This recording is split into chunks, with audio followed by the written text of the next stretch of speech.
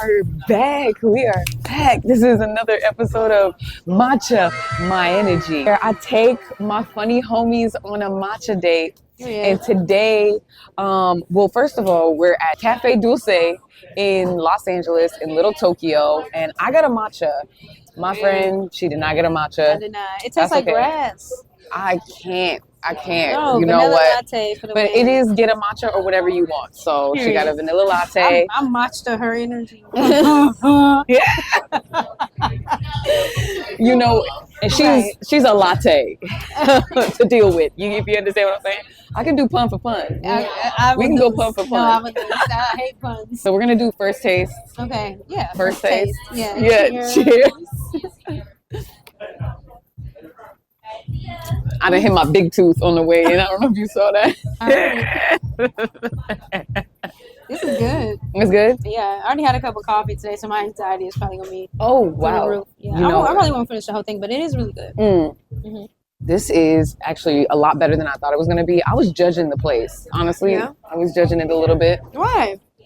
It was cute. They got little desserts. I was looking around like, they ain't got real good matcha. And then they were like, nah, get the premium matcha. So that's what I got. I got the premium matcha. So what is that? Like long grass?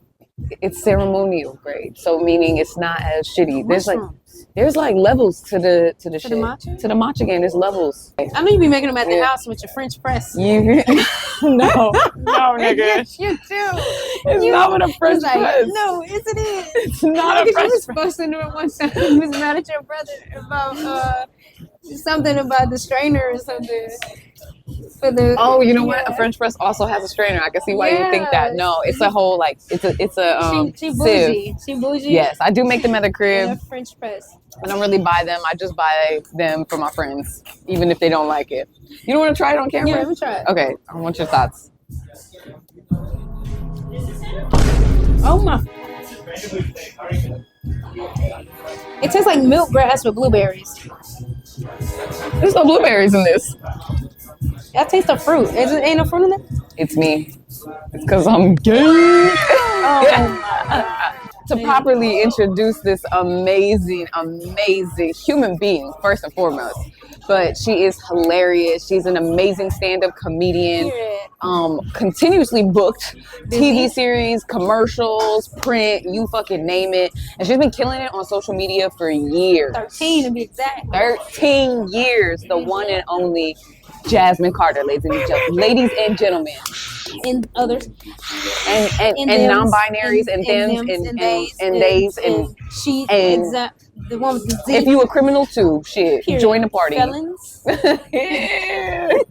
You are somebody who has been on the internet for a while. That's true. What is like the craziest story you have? Or maybe it's somebody who's met you in the past, or honestly, they follow you online. Well, Summer Walker used to follow me, which I didn't know that she followed me until she was already famous. But I went through my old videos and it said Summer Walker, about Summer Walker, and I clicked. I said, "Oh shit, Summer Walker!" But I used to,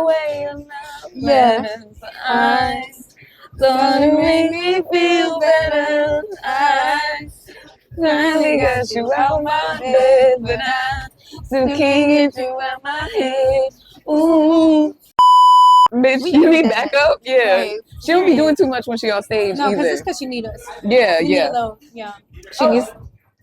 Jocelyn Hernandez used to follow me. I used to talk to Jocelyn Hernandez in the DMs. Wait, is she Jocelyn Cabaret? Yes. Jocelyn Hernandez liked my videos. I used to talk to her in the comments in the DMs back in 2016, 17, 15, 16, 17. That's crazy. And I think Summer Walker probably followed me around 2017, right before she blew up. And honestly, recently, that used to pop in last time. It was. Yeah. I can't tell you what show I was on specifically, but this happened recently. But Jill Scott was there. Right? Oh, and you know how you all said, I just went to do background. I don't normally do background. But I'm sitting there or whatever. I ended up getting pulled for a close-up with a legend. I can't say her name right now. But I see Jill Scott. We eyes, and she's glowing, right? And I'm looking at her, and you don't know if you're supposed to say something. So she says hey to me. I say hey. And she's looking. She was like, I know you. I was like, you do?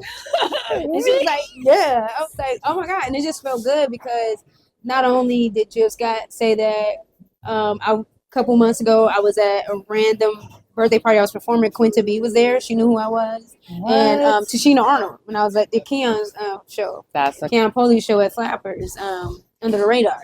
His first show. I did his first show, and Tashina Arnold was there. So Wow. she knew me too. So I was like, damn, these people that I respect and that I grew up listening to, I grew up watching, who like really helped with the foundation of who I am. They know who I am. And you never think that, you know. Yeah, You just be you're a kid, you just be doing stuff. You just be doing stuff, not knowing where it's going, and just like I reflect a lot and just see like where I came from, just a girl in her mama's house, climbing trees and making goofy videos. Climbing trees is crazy.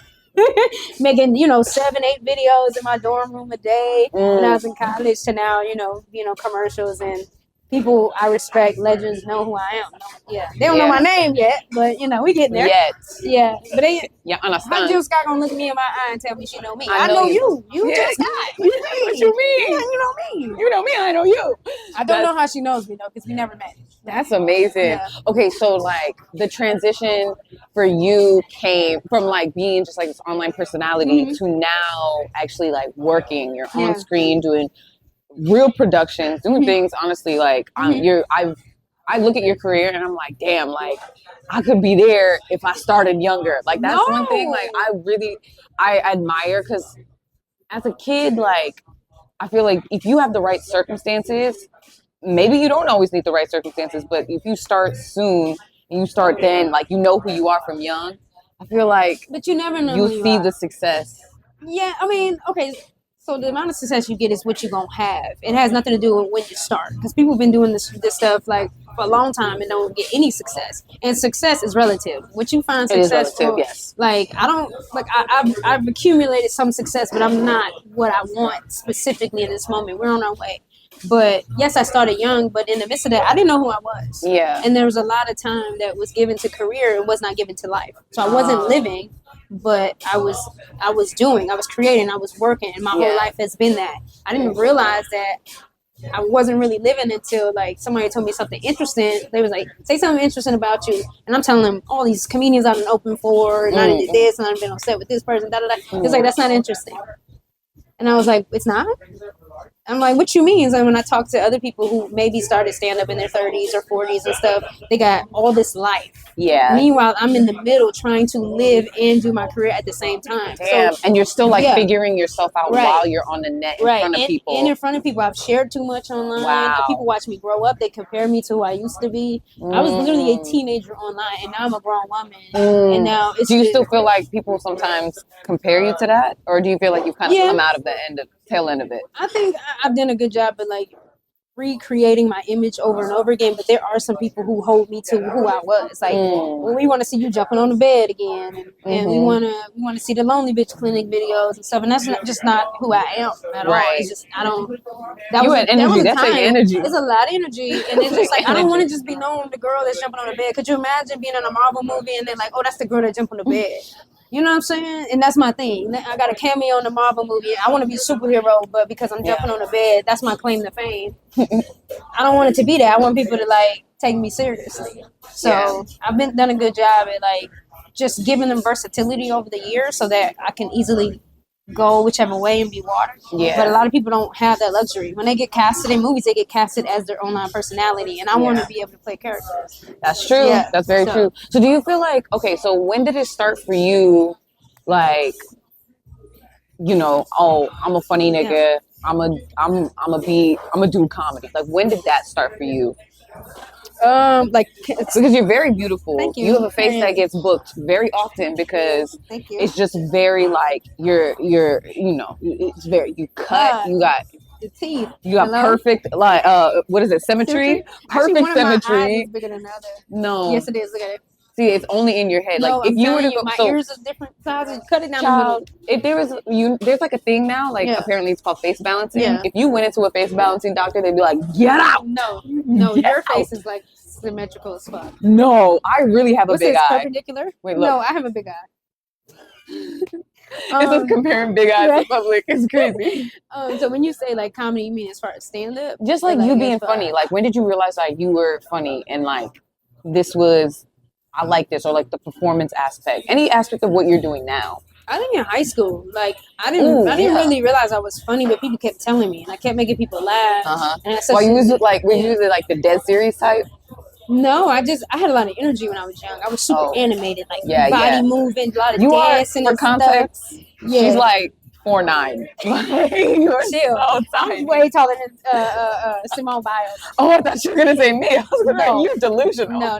I'm like 5'1". You're Please. So it's a lot. Like it's easy to throw yourself around. I was even smaller. When I was always like being tossed around. I was way smaller than everybody. And you know when you little, like it'd be for no reason, for real. No, you like, really the wind knocked me down. For real. And then they'd be like, "Oh, that was Jasmyn again." Earthquake almost knocked me out the bed. No, I'm serious. Like it was Jasmyn. Like they shoot you like a mosquito. Yeah. Oh, that's Jasmyn again. Like a pinball in high school. Like I'd be bouncing off people. They would just walk into me and be like, "Damn, I didn't see you down there." I'm like, "Okay, you disrespectful." But I guess in high school, my friends would. You know when I knew I was funny?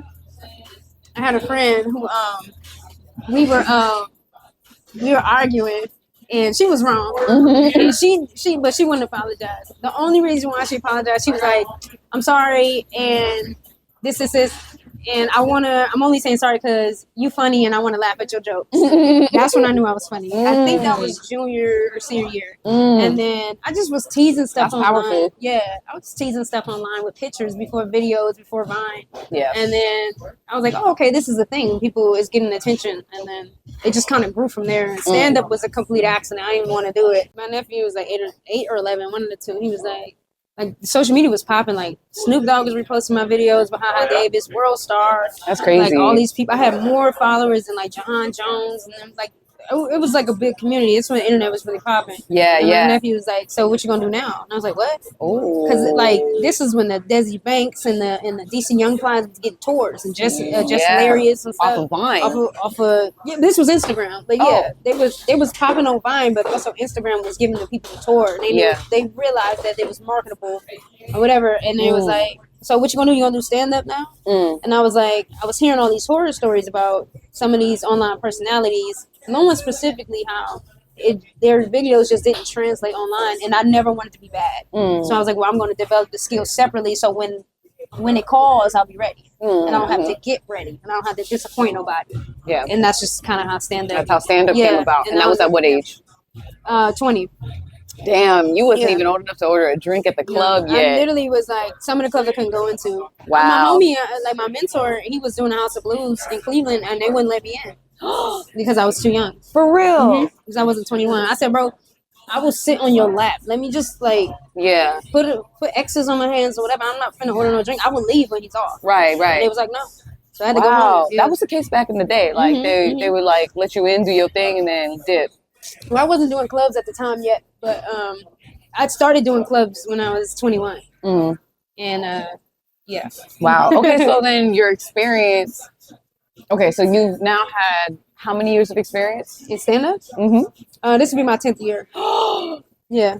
Hey, that's a big year in stand-up. It is. It's crazy because it don't seem like 10 years. Yeah. But it is. Damn. Yeah. Okay, so now that you're gonna hit your what's the 10th year? What's the term for it? I don't know. Your decade? A decade. Yeah. Duh. Yeah. Oh my God. It's not been that long since I've been in school. That's crazy. Yeah. So now that you've been doing a decade's worth of comedy, right? What do you feel like was one of the lowest moments, and then what was one of the highest moments? We'll start with the lowest because those usually be funny. The lowest moment in stand-up? Yeah. Like an experience or just like a time frame? The lowest, like maybe like one of your worst bombs or something like that, like specifically to that show at the Comedy Store that you was at. That was like show at the Comedy Store on Jasmyn's birthday. Oh my God! Yeah. That was like that was just not a good moment for me. Really? No, I mean I don't think the set was terrible. It just was like a lot exposed and very. It was embarrassing. It's just a messy game. It was a messy, embarrassing time. Like, and it wasn't my proudest moment, but I mean, I stand 10 toes in my material at the time. That material saved my life. Yeah. So I'll stand 10 toes in that, but it just wasn't the proudest moment. I would say. Really, Yeah. that one out of your 10 years, you would say? Yeah, because Damn. everything else, it was pretty decent. I mean, you bomb here and there, but it don't be.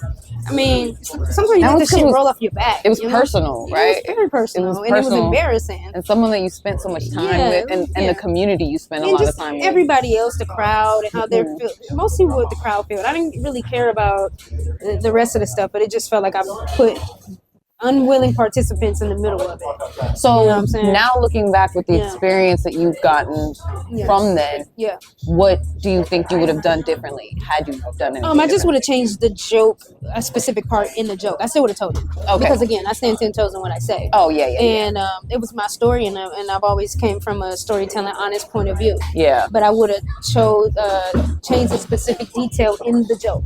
You know, and how it was gonna go was how it was gonna go. You know. Do you tell this joke anymore? Yeah, I still tell the joke, but not with that same detail. Yeah, I see. Okay. That made everybody uncomfortable, I guess. Yeah. What was the detail? You know what I'm saying?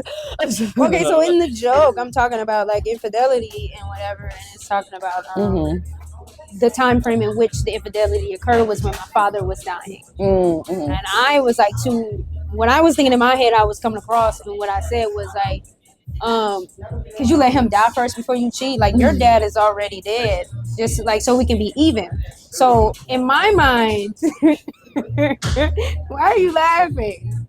You out of frame. So in my mind, that's so funny. In my mind, okay, so it's always gotten to laugh, right? Literally always. It just circumstances. And so in my mind, I'm thinking like, okay, your dad is already dead. There's so much shade. No. But it wasn't me making fun of a dead. It's not a dead dad joke. It's a. I understand what you did, but so that we're even, just wait until he died, then go do it. Right. So I'm like empathetic. I'm understanding, and not to mention, I was like, okay, this person's dead parents aren't funny, right? Okay, that's a sensitive subject. But this person's I don't know, I'm dying, and that's not right. That's funny. Oh wait, it wasn't like it was no, it was like a pun. Yeah, the recent didn't mean it. The death wasn't recent. The death occurred before I was born. So I was like, I'm not teasing, ha ha ha, your dad's dead. No, like, I'm not. I never no, that's not what it gave. That's not what it gave. But it was the timing. That's such a real. Like I actually have my own story too. I don't really tell them. I've never told on stage, but my ex cheated on me the week that my brother. I was burying my oldest brother. She should have when she waited till the nigga was dead, but. So you got it. You get it. That's why I'm dying laughing. Yeah, because it's like, I don't know. Maybe it's just relatable to me. Yeah, but everybody. Let us know, chat. Anybody cheat on you when somebody's dying or dead? Let us know in the chat. No, because it didn't really happen. Like, we didn't know what was happening with my dad. He was like in a coma and stuff. So it was like, it was a hard time. Yeah, because sometimes you need support. Right, people would be getting cheated on like during cancer treatments. It's like, well, damn. Yeah. I'm going through chemo and I got to go through a heartbreak. That's insane. I'm losing my hair. I can't walk. Right. My blood cells. Jesus Christ. My God. As funny as it is. I mean, we're kind of morbid. We kind of got the same sense of humor. And again, when you pull from your life, like, you got to find a way to make it funny because that's a fact. Like I said, it almost killed me. Right. So that's why I said it. Right. Absolutely. So. And so you feel like, what part of that did you feel like you had to leave out? Well, I guess just it was insensitive to the people who lost parents. Got it.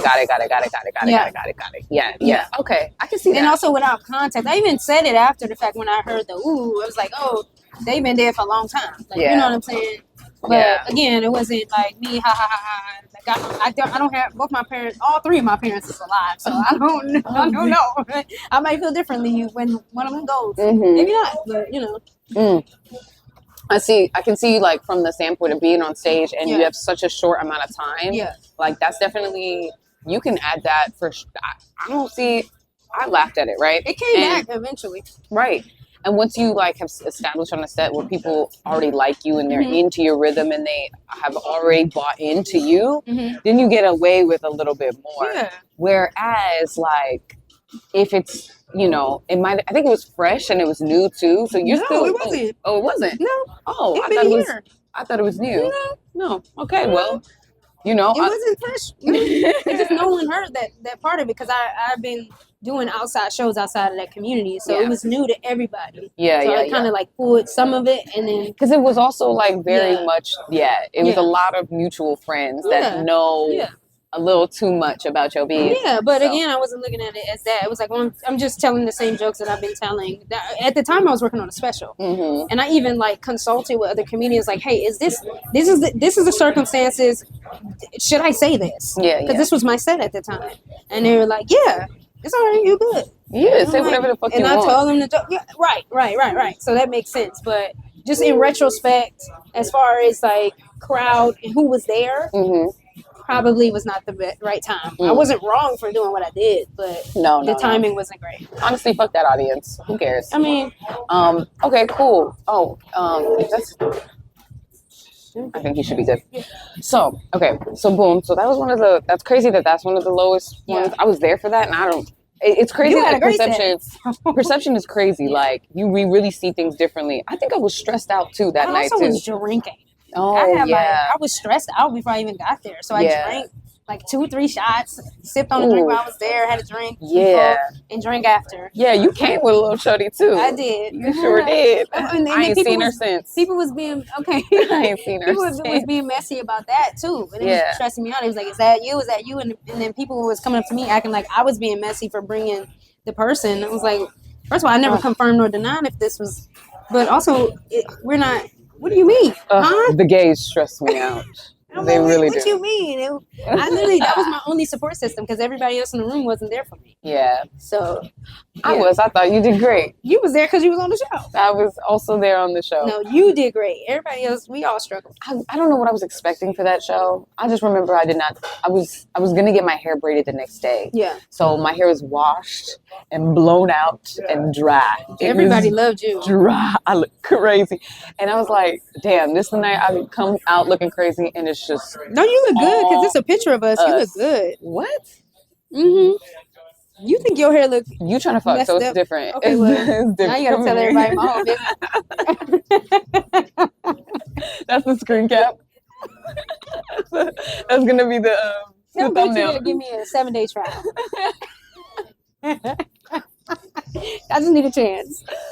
I'm crying. Okay, so that's the lowest moment, right? Yeah. What would you say is the moment that you're the most proud of so far? Because you're going to have plenty more of them. What moment do you think you've had that's been like, oh, damn, you had that feeling like, yeah, I made it?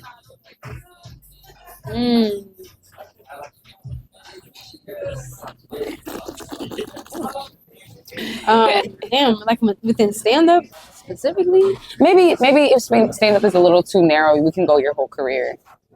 I just think those moments where like I'm performing, doing stand-up, and there's someone unexpected that I honor and I like value, and they know who I am, or they give me a compliment. Like Cedric the Entertainer told me I was funny. Like I was like, yeah, those moments I'd be like, can't nobody tell me shit. Yeah, but also it would be those moments like those small shows that I was depressed last month and I canceled all my shows, but I love doing Valentine's Day shows, so I picked up a Valentine's Day show and I was like kind of insecure about my material, like just about my ability to perform because it had been a while. And I stepped on stage and they were like at the palm of my hands. Yeah. And I was like, yes, I know I'm that. Can I cuss? I'm that nigga. Like I does this and just I could feel the audience like just eating at my palm, and it just was easy and it felt like the first time. And we don't really get those moments where it feels like our first time. Yeah. And those moments feel so good. Like so good.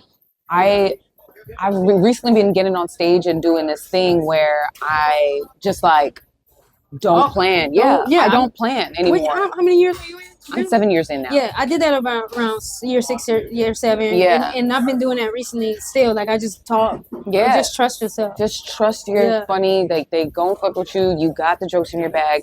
You've tested them. You've tried them so many times. So let's just like see where this goes for a second before just jump into the joke, right? Yeah. And so that moment, like when those moments have gone the way that like better than I could have expected, then I'm like, oh, it feels like the first time again.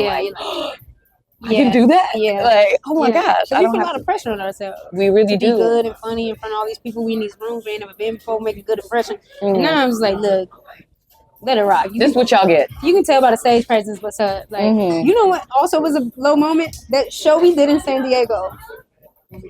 We did 2 though. Not at the Laugh Factory, the other place. The Black and Marine. I said the name. She said it, not me. I said the name of the organization, Black and Marine Science. Okay, so for full context, this was a corporate gig that we booked through a mutual friend of ours who, do I say, I can say her name? I guess. Yeah. Through Johnny Thompson, who's been on Outta, who has been on multiple TV series, so funny. I've loved her career forever. And she hit us up to do this show. And we're like, hell yeah, like that sounds dope. It's like, it's Black people in the sciences. Why not, right? And they had asked that we had all asked, like, hey, we got there early, 4 hours early. We got there 4 hours. The camera cut when we were telling this hilarious story. Wrap it up. Basically, all in all, okay. So this, in conclusion, we did a corporate show that should have been clean, but they did not communicate that to us. We had it in writing. We got it verbally, and before we ever hit the stage. She got played off the stage by the host who was very inexperienced. And was trying to talk everybody off stage. She talked over Bree. She tried to talk over Gucci. Gucci said, none of that. I'm from New York. None of that. And she was like, time's up. And the music started playing. I dropped that shit. I walked out, came back in. I was like, is there a reason why? Right. And then they brought me outside to kind of calm me down. And then here come the Gucci and Bree. And they come around over here. And I'm like, straight face. The whole time, straight face. Full Gemini energy. For real. Like nose ring, bandana, Tupac, Timbs for some reason. I don't even be like that. I don't even be upset. Like the times I be upset be inside. Yes. I don't never show like it's just not a good look. You know. Nah. And it's the total opposite. I was really I'll reiterate, I was really impressed with how you stood 10 toes. You were like, nah, that wasn't right. And you're not gonna do that to anybody ever again. I was like, fuck me. I'm defending all my homies. Like, you're not gonna do it to Janae. You did it, Janae. You did it to everybody else. And then even when we got in the car, this is how accountable I am. We got in the car. I was like, look, y'all. This is what happened. I know what happened, and I understand if you guys don't want to do shows with me anymore because I understand that it's not really a good look because we did have issues, and we hate to have issues with like any brand or business or whatever, but especially Black, right? Yeah. And especially since it's a community of Black scientists. I didn't even know it was Black scientists ever. You know, I thought they was all in the history books. Right. At NASA. Drinking from a pot. Anyway, yeah, so I apologized to them and they was like, no, it's cool, we understand. And Gucci even offered like her, you know, some advice and stuff, but everybody rocked with what I had to say, you know, and then you know, we still do shows together. Yeah. We're like a package now. We are. You want the Black and Asian and the Black and kind of mixed. I got your back no matter what. Oh, yeah, I think, sure. But if I'm wrong, I'm wrong. Yeah. No. I think like how you handled it was how you handled it. And like that situation was like, I had never seen that in my career. I had never seen anybody get played off the stage. And it wasn't even like played off to where it was rude. It was rude as fuck. And like, and that I'll reiterate, there were some lies happening. Like they were telling us in that little powwow we were having in the foyer that it was a matter of timing. It was a matter of we got to get out of this conference room by 9 p.m. And that wasn't the case. But they started late, not us. We were on time. We got there at 3. Right. So, and we had the conversation with them, but I overheard some of the people running this event at the table talking about how it was being live streamed somewhere, and people online are like, "Oh, this is really dirty. This is raunchy. This is it's not a good look." So it's really like you weren't being honest with what you wanted out of us, especially when we asked. And we asked, right? We did all that we needed to do to make sure that we showed up as the most professional versions of ourselves, but then they also told us to bring ourselves as the artists. So to be aware, like, I don't know what they could have done differently. They could have researched more. They could have definitely researched. Yeah. It's right there. Like Right. All you have to do is open our Instagrams. Like you had all the links and stuff. So Oh, And that's then to say. the host that went on stage, and she was acting like we did something to her, and she didn't want to go back on stage. She stormed out. She put the microphone in my chest, like y'all can go back on stage. So all we did was ask her to explain to me. Yes. And when I told you I was like, Jasmine did not blink, this nigga did not blink. Grab your matcha and put it in my chest, like a microphone. Then Bree took it. I'm not. Bitch, Did not blink. It would fall on the ground. Like, get the fuck out of here. I'm not going back up there. You know. She was like, we can bring you back up for another 3 minutes. Get the fuck out of here. Yeah. Get the fuck out of here. That's Who even are you more talking embarrassing. to? No, I'm a goddamn professional. Are you kidding me?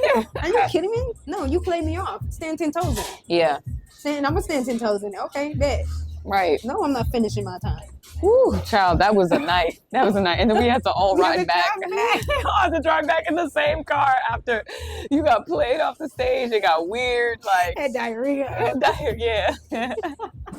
Oh, yeah, because the camera cut. Like, you didn't see Jasmine the whole night. Jasmine was on the toilet. She had to Like, give me Pepto-Bismol. we did not see her. If she was not on stage, she was not around. No, she it was in the Johnny. bathroom. They was over there popping bottles, so I didn't even know the host real Johnny. Johnny had hyped up that burger spot. She was like, "Oh, this is like the In and Out of San Diego."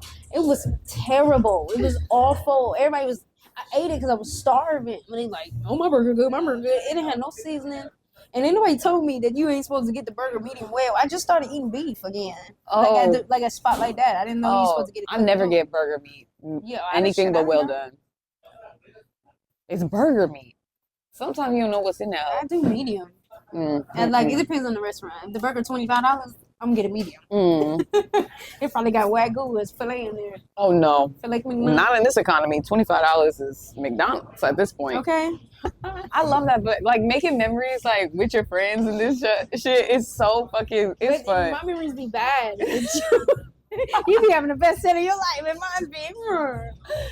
But nobody remembers that. You feel me? I definitely remember that. I mean, we certainly laughed about it after the fact, but it sure was not did. funny in the moment. We sure did, because that was crazy. But it was like really, it was really something that like you can look back on and be like, all right, like that's that was cool in the documentary. In the documentary, getting played off at a scientist's convention is so. I was mad as hell. I was these fucking nerds, bro. I was so mad. I was so mad. It's so random. Oh my God. Well, on that note, I think we're gonna wrap this episode of Matcha My Energy. Period. Cafe Dulce. I'll give it a solid like 9 out of 10. I like this latte. I like the vibes. You feel me? They've been really cool. Ain't nobody bother me. And just shout out to Gucci. She's so open, honest, and transparent. So talented. I'm intimidated. Knock it off. Knock it off. Listen, the goat. The throat goat. I really. Hey yo, what the fuck? That's true, but pause. That's crazy. Pause. That's crazy. Hey yo. Pause. I'm following your career at Jasmyn Carter. I'm pretty sure on all social platforms. JSMYN Carter. You can Google me and they all pop up. Oh, Google her, bitch.